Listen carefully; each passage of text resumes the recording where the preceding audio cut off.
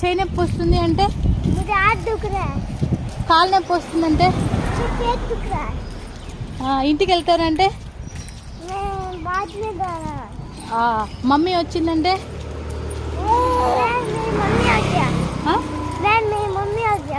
వర్షం పడుతుందంటే,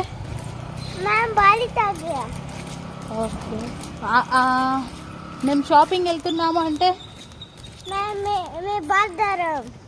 ఓకే నేను మర్చిపోయాను అంటే, మనకి చాలా వచ్చి నాకు నేర్పిస్తావా రోజు కొంచెం కొంచెం? నీకు అన్నీ వచ్చే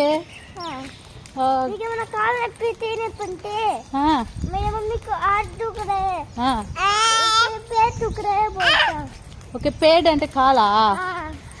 మరి చెయ్యిని ఏమంటారు ఇంగ్లీష్లో? ఏమంటారు?